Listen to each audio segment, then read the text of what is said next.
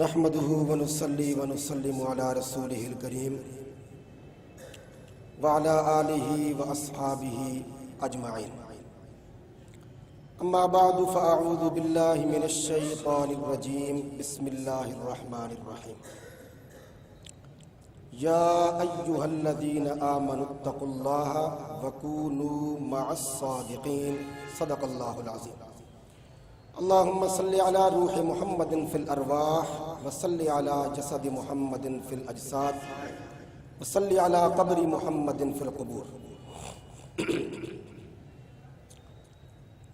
محترم بھائیوں، بزرگوں، دوستوں، علماء کرام، معززین علاقہ، ذمہ داران مذہب اہل سنت، اللہ تبارک و تعالی نے ہمیں دنیا کے اندر جس طبقے کے ساتھ منسلک کیا ہے اعتقادی اور عملی طور پر، اس طبقے کو جہاں اللہ پاک نے اور بہت ساری خصوصیات سے نوازا تھا، وہاں ایک بڑی کمال کی صفت عطا فرمائی تھی، اور وہ ہے صفت اعتدال. بے جا شدت نہیں. حضرت مولانا تھانوی رحمہ اللہ نے ایک بڑی عجیب بات لکھی ہے کہ سب سے بنیادی عقیدہ ہے توحید کا، اور توحید کے عقیدہ میں بھی جب اس اعتبار سے شدت آ جائے کہ نبی کی بے ادبی ہونے لگ جائے تو اللہ فرماتے ہیں فخرج منہا فإنک رجیم. حالانکہ یہی اللہ کی عزت کے قسمیں کھا رہا تھا، فبعزتک لأغوینہم اجمعین، لیکن چونکہ وقت کے نبی کی بے ادبی کی تو اللہ تبارک و تعالی نے اس کی اس عقیدے کو اور عزت کے قسمیں کھانے کے اظہار کو کسی کھاتے میں بھی قبول نہیں کیا.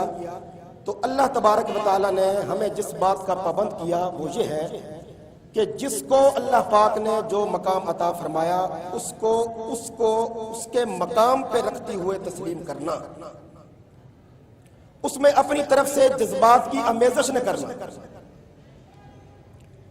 اگر ہم اپنی طرف سے جذبات کی آمیزش کریں گے تو اس کا نتیجہ یہ نکلے گا کہ اللہ کی عطا میں جو کمی رہ گئی تھی وہ کمی ہم نے پوری کر دی، الیاذ باللہ.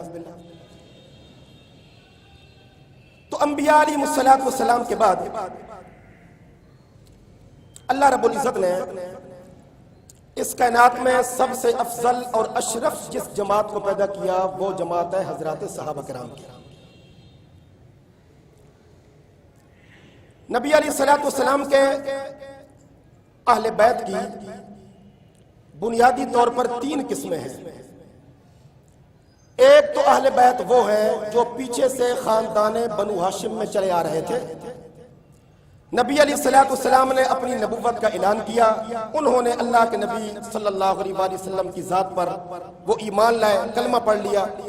تو اب ان کو یہ ڈبل شرف نصیب ہو گیا کہ خاندان بنو ہاشم کے بھی تھے، اور اب اللہ تعالیٰ نے ایمان کی حالت میں ان کو اہل بیت رسول میں داخل کر دیا.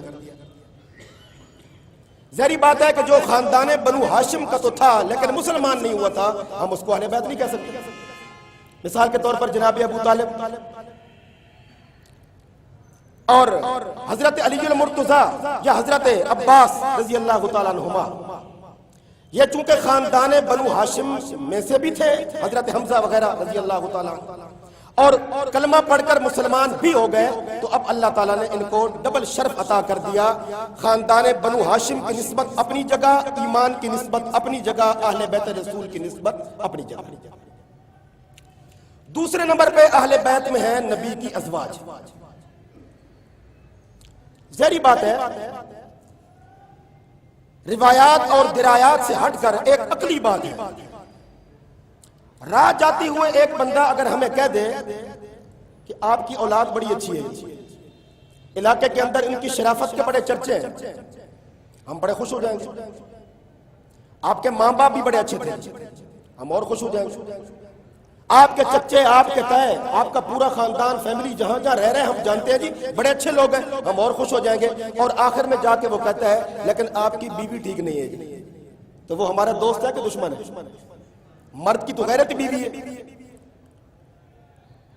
یہ کیا محبت ہے کہ نبی علیہ الصلوۃ والسلام کے اہل بیت میں سے ایک ایک سے اظہار محبت کرنا، اور آخر میں جا کے کہتے ہیں کہ ہاں البتہ نبی کی بیویوں میں یہ عیب تھا، نبی کی بیویوں میں یہ عیب تھا، نبی کی بیویوں میں یہ عیب تھا۔ تو یہ فسانہ اور فریب تو ہو سکتا ہے، اہل بیت کی محبت نہیں ہو سکتی۔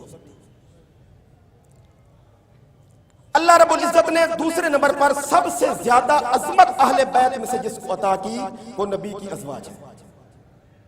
تیسرے نمبر پہ نبی علیہ الصلوۃ والسلام کی اولاد شریف یعنی نسل کی جو بقا ہوئی ہے وہ بیٹیوں سے ہوئی ہے، اور خصوصاً سیدہ حضرت فاطمہ الزہرا رضی اللہ تعالیٰ عنہا کی عالی نسبت سے۔ اب جو آپ کے بطن مبارک سے اولاد ہوئی اور آگے انہی میں سے پھر اہل بیت کی اولاد چلی، نسل پاک چلی، اللہ تبارک و تعالیٰ نے ان کو بھی یہ شرف عطا فرمایا، یہ بھی نبی کے اہل بیت میں شامل ہے۔ بنیادی طور پر یہ 3 قسمیں ہیں، اور 3 ہی قسمیں ہیں نبی کے صحابہ کی۔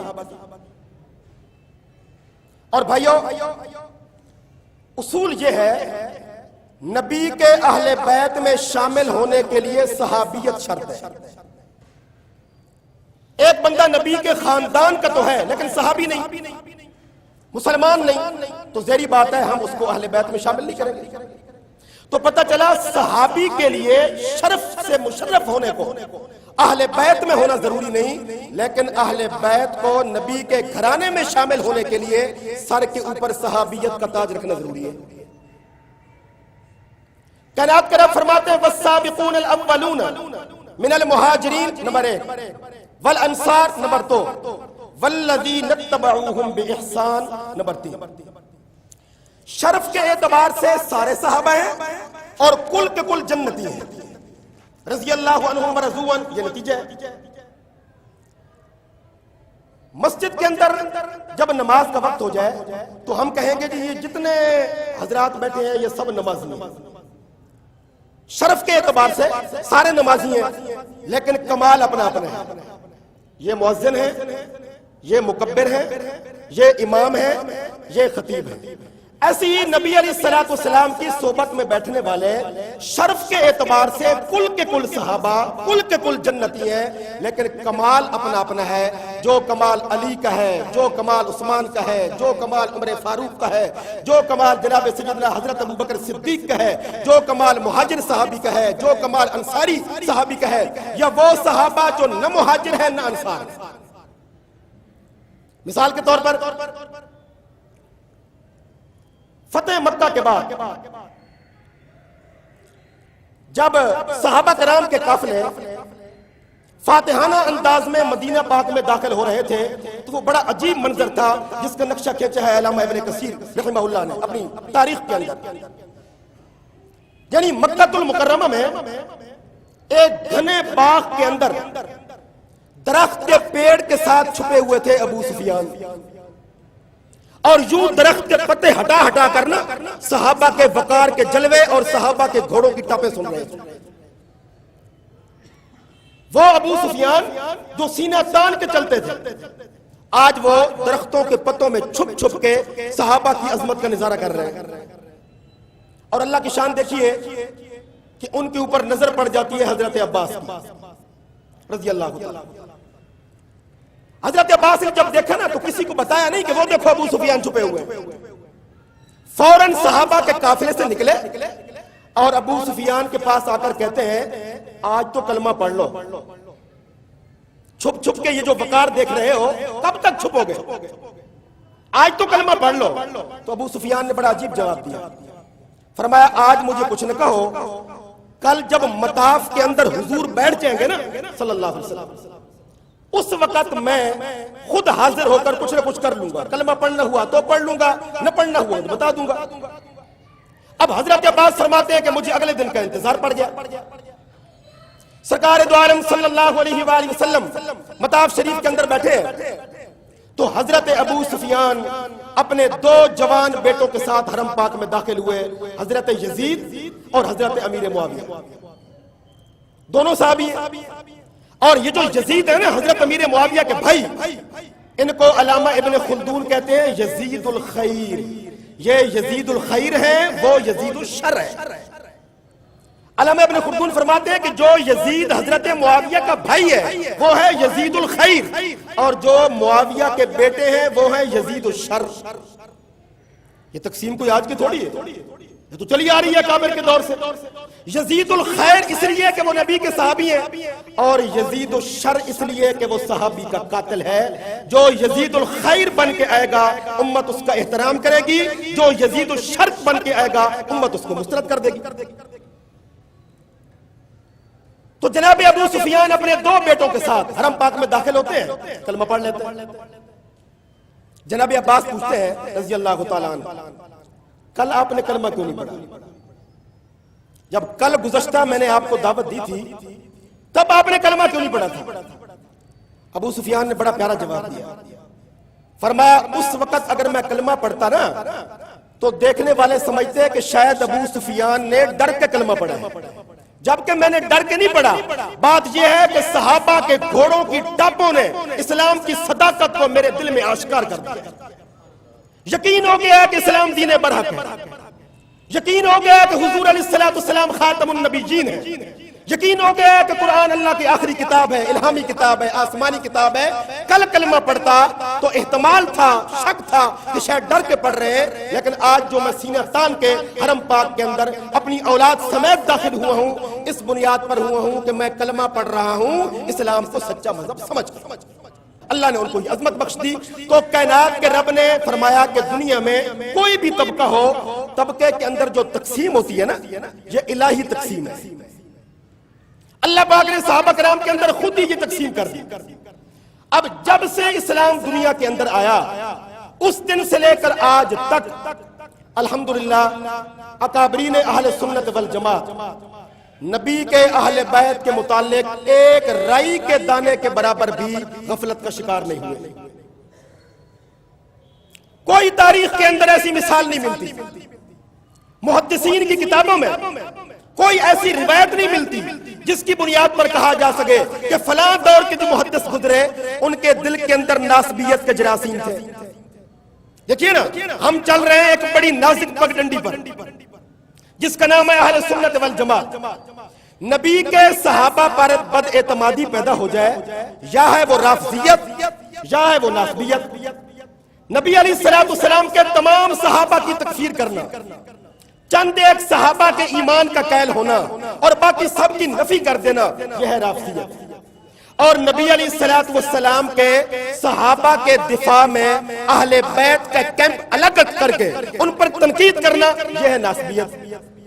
اہل سنت والجماعت نے کبھی اپنے آپ کو 2 کیمپوں میں تقسیم نہیں کیا۔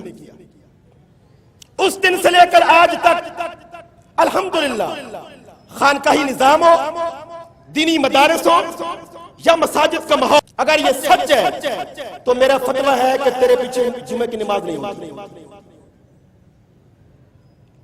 جس خطیب نے خطبہ جمعہ میں خلفائے راشدین کا نام لینا چھوڑ دیا، یہ شر پھیلتا ہے، کچھ لوگ ناراض ہوتے ہیں، فرمایا کہ میرا فتویٰ ہے اس خطیب کے پیچھے نماز نہیں ہوتی۔ اور پھر ساتھ ہی یہ فرمایا جس ماحول میں خلفائے راشدین کا تذکرہ کرنا عیب سمجھا جاتا ہو، اس ماحول میں خلفائے راشدین کا ذکر کرنا عین واجب ہے۔ کتنی بڑی بات، یعنی ویسے کوئی ضروری نہیں، لیکن جب ماحول ایسا بن جائے لوگ باتیں کرنے لگ جائیں، فرمایا وہاں اہل بیت کا ذکر کرنا عین واجب ہے۔ اور اگلا جملہ جو ہے وہ آج کی ہماری اس نشست کے مناسب اور مطابق ہے۔ ارشاد فرمایا ممکن ہے میرے ان الفاظ سے تمہارے دل کے اندر یہ وسوسہ پیدا ہو جائے کہ میرے دل میں اہل بیت کی وقت نہیں۔ حضرت مجدد جن کی قبر پر علامہ اقبال جب گئے تو بے اختیار ان کے منہ سے نکلا حاضر ہوا میں شیخ مجدد کی لحد پر، حاضر ہوا میں شیخ مجدد کی لحد پر، حاضر ہوا میں شیخ مجدد کی لحد پر۔ شعر بھول رہا ہوں، چلو یاد آ جائے گا۔ اقبال فرماتے ہیں کہ میں جن کی مرکب پہ حاضر ہو رہا ہوں ان کی قبر روئے زمین پر مطلع انوار ہے، ان کی خاک کا ایک ایک ذرہ آسمان کا چمکتا ستارہ ہے۔ شیخ مجدد رحمت اللہ علیہ فرماتے ہیں ممکن ہے تمہارے دل کے اندر یہ وسوسہ پیدا ہو جائے کہ شاید اہل بیت کی وقت میرے دل میں نہیں ہے، تو یہ غلط فہمی، یہ وسوسہ، یہ توہم اپنے دل سے نکال دو۔ جس بندے کے دل میں اہل بیت کی محبت نہیں، میں اس پر صاحب ایمان ہونے کی رائے قائم نہیں کرتا۔ یہ کس طرح ہو سکتا ہے کہ ایک بندہ کلمہ پڑھے اور نبی کے خون سے بغاوت کر جائے، نبی کے اہل بیت سے بغاوت کر جائے؟ ہمارے ایک عالم گزرے ہیں علامہ احمد شاہ چکیروی، سرگودھا کے اندر بڑے محدث قسم کے عالم دین تھے۔ انہوں نے ایک کتاب لکھی مسئلہ فدق پر، تحقیق فدق کے نام سے۔ اس کے اندر انہوں نے ایک سوال اٹھایا اور خود ہی سوال کا جواب دیا، بڑا دلچسپ ہے۔ فرمایا لوگ پوچھتے ہیں کہ فتح کا مطالبہ کرنے کے لیے حضرت فاطمہ حضرت صدیق اکبر کے پاس کیوں گئی؟ کیا حضرت فاطمہ کو مسئلے کا علم نہیں تھا؟ تو شاہ صاحب رحمت اللہ علیہ، مولانا احمد شاہ صاحب چکیروی رحمہ اللہ، وہ فرماتے ہیں کہ کچھ مسائل ایسے ہوتے ہیں جو اللہ تعالیٰ نبی کے خون پہ آشکار کرتے ہیں، وہ انہی کی زبان سے نکلے تو جواب ملتا ہے۔ اگر یہ مسئلہ کوئی اور اٹھاتا تو شاید یہ جو مسئلہ ہے کہ نبی کی وراثت نہیں ہوتی، یا فتح کا باغ جو ہے وہ بیت المال کے قبضے میں تھا، اس کا نبی کی وراثت کے ترکے کے ساتھ کوئی تعلق نہیں تھا، یہ مسئلہ کبھی کسی کو سمجھ نہیں آتا۔ اللہ نے یہ مسئلہ جاری کیا حضرت فاطمہ کی زبان سے، وہ تھا نبی کا خون، اور اس کا جواب اللہ نے القاء کیا جناب صدیق اکبر کے دماغ۔ الحمدللہ اہل بیت رسول کی محبت، اہل بیت رسول کی الفت، اہل بیت رسول کے ساتھ اپنا تعلق قائم رکھنا، یہ ہم اہل سنت والجماعت کی ایمانی کمزوری ہے۔ ہم اس کے بغیر چل نہیں سکتے، ہمارے نظام اس سے آگے چل نہیں سکتا۔ اب ہمارے بھائیوں نے کچھ عرصہ سے یہ پروگرام ترتیب دیے، بڑے خوبصورت، فضائل اہل بیت اور عظمت اہل بیت کو عنوان سے، اور آج اسی سلسلہ کی ایک کڑی مرکز اہل حق شیروالا گیٹ میں یہ پروگرام منعقد ہو رہا ہے۔ اس مرکز کی مناسبت سے ایک واقعہ سن لیجیے۔ 1962 کی بات ہے، یہاں لنڈا بازار میں ایک صاحب گزرے ہیں، ان کا نام تھا ابو یزید محمد دین بٹ۔ ابو یزید، بیٹے کا نام یزید رکھا۔ انہوں نے ایک کتاب لکھی، اس کا نام تھا خلافت رشید بن رشید۔ اس کتاب کے اندر انہوں نے از اول تا آخر یزید کی مدح سرائی کی۔ یزید کی مدح سرائی کرنے کا لازمی نتیجہ یہ ہے کہ اگر یزید حق پہ ہے تو امام حسین حق پہ نہیں تھے رضی اللہ تعالیٰ، جبکہ ایسا نہیں ہے۔ ہمارا ایمان یہ ہے دو صحابہ کا آپس میں اختلاف ہو جائے، جس کو کہتے ہیں مشاجرات صحابہ۔ مشاجرات صحابہ میں ایک بڑی خوبصورت بات کہی ہے حضرت تھانوی رحمت اللہ علیہ۔ ایک بندہ کہنے لگا کہ حضرت معاویہ کی شان زیادہ ہے یا حضرت علی کی؟ حضرت تھانوی رحمت اللہ علیہ نے فرمایا کہ جو علی کی شان ہے وہ معاویہ کی نہیں، وہ ہیں مہاجر صحابی، یہ غیر مہاجر، وہ ہیں بنو ہاشم میں، یہ ہیں بنو امیہ میں، یہ ہیں نبی کے داماد، وہ ہیں نبی کے خالہ برادر نسبتی۔ فرق ہے، سب سے پہلا فرق کہ یہ مہاجر ہیں، جو مقام علی کا ہے وہ جناب معاویہ کا نہیں ہے رضی اللہ تعالیٰ۔ تو کہنے والے نے پتہ کیا کہا؟ حضرت جی پھر انہوں نے حضرت علی سے لڑائی کی نا، تو کچھ نہ کچھ سزا تو ان کو ملنی چاہیے تھی۔ حضرت معاویہ نے مہاجر خلیفہ سے لڑائی کی، کچھ نہ کچھ سزا تو ملنی چاہیے تھی۔ حضرت تھانوی کا جواب سنیے، فرمایا حضرت امیر معاویہ کے لیے اس سے بڑی سزا کیا ہے کہ تم جیسا نالائق ان کی سزا تجویز کر رہا ہے۔ یہ سزا ہی تو ہے کہ ایک بندہ جو ڈھنگ کی نماز نہیں پڑھتا، ایک بندہ جس کے پیٹ میں جانے والا رزق مشکوک ہے، ایک بندہ جس کی نگاہوں میں کامل حیا نہیں، ایک بندہ جس کے دماغ میں کامل نبوت کا نور نہیں، وہ 1400 سال کے بعد افسانے گھڑ رہا ہے کہ یہ معاویہ کو سزا تو ملنی چاہیے تھی۔ فرمایا یہ سزا ہی تو ہے کہ تم نالائق تبصرے کر رہے ہیں۔ اور جہاں عظمت اور جہاں کمال کی بات ہے وہ یہ ہے جہاں علی کھڑے ہیں وہاں معاویہ رضی اللہ عنہ، کمال اپنا شرف اپنا۔ تو میرے بھائیو، یہ جو تھا نا ابو یزید محمد بن بٹ، اس نے اپنے بیٹے کا نام یزید رکھ تو دیا، بیٹا ہوا نا کچھ بڑا 6-7 سال کا، تو ایک دن وہ شور کرتا ہوا گھر میں داخل ہوا، اس نے کہا کہ یا میرا نام تبدیل کرو یا میرا ابا تبدیل کرو، یا نام تبدیل کرو یا ابا تبدیل کرو۔ بھئی میں باہر جاتا ہوں، ساری دنیا جو ہے وہ مجھے کوستی ہے یہ یزید بھی کوئی نام ہے، اس لیے ہم ان لوگوں کو جو غلط فہمیوں کا شکار ہے، دیکھیے نا بھائی، میں کہتا ہوں اللہ ہمارا حشر امام حسین کے ساتھ کرے۔ اب دیکھیے آپ نے آمین کہا، لیکن دنیا کے سارے یزیدی ایک جگہ اکٹھے کر دو نا اور وہاں یہ دعا کرو کہ اللہ تمہارا حشر یزید کے ساتھ کرے، ایک یزیدی بھی نہیں بولے گا۔ پتہ چلا اندر کا ضمیر بھی مطمئن نہیں ہے، اندر کا ضمیر بھی مطمئن نہیں ہے، تو وہ عقیدہ ہی کیا جس میں ضمیر مطمئن نہیں، وہ عقیدہ ہی کیا جس میں ضمیر مطمئن نہیں، وہ عقیدہ ہی کیا جس پر تمہاری چھٹی حص ساتھ نہیں دیتی۔ اس لیے جو ترتیب شروع سے چلی آ رہی ہے جناب رسول اللہ صلی اللہ علیہ وآلہ وسلم کے روز اطہر سے لے کر امام لاہوری کے مرکز حق تک یہی ترتیب حق ہے، اس سے دائم ہے جو کچھ ہے یہ فسانہ ہے۔ چنانچہ اس ابو یزید محمد بن بٹ کو اپنے بچے کا نام تبدیل کرنا پڑا، باپ تو تبدیل ہو نہیں سکتا تھا، نام تبدیل کر دیا۔ اب انہوں نے کتاب کے اندر ایک گڑبڑ یہ کی کہ میری اس کتاب کی تصدیق کرنے والے ہیں مولانا سید نور الحسن شاہ بخاری، مولانا عبدالستار توسوی، علامہ ڈاکٹر خالد محمود رحمہ اللہ تعالی۔ جب یہ کتاب چھپی تو سب سے پہلے ابو یزید محمد بن بٹ کی اس کتاب کے خلاف جس رسالے میں مضمون چھپا وہ ہفت روزہ خدام الدین تھا۔ آج بھی فائلیں کھول کے دیکھ لیجئے، ستمبر 1962 کی فائل، ہفت روزہ خدام الدین کی، جس کی پیشانی پر جلی حروف میں لکھا گیا لعنت اللہ علی الکاذبین۔ ہمارا ابو یزید محمد بن بٹ کے افکار، خیالات، نظریات کتاب کی کسی ایک سطر کے ساتھ بھی کوئی تعلق نہیں۔ ہمارا اہل بیت اور یزید کے بارے میں وہی نظریہ ہے جو حضرت شاہ ولی اللہ کا تھا، ہمارا وہی نظریہ ہے جو امام محمد قاسم نانوتوی کا تھا، ہمارا وہی نظریہ ہے جو اکابرین علماء دیوبند کا تھا، ہمارا وہی نظریہ ہے جو فقہاء احناف کا تھا۔ یہ مضمون لکھا تھا مولانا سید نور الحسن شاہ صاحب بخاری نے، ہفت روزہ خدام الدین میں چھپا، پورے ملک کے اندر، پوری دنیا کے اندر تقسیم ہوا۔ تو میرے دوستو، آج بڑی شدت کے ساتھ ہماری صفوں میں گھس کر اہل بیت رسول کے وقار کو مجروح کرنے کی کوشش کی جا رہی ہے، اہل بیت رسول کو متنازع بنانے کی کوشش کی جا رہی ہے۔ کیا علماء کرام نہیں جانتے؟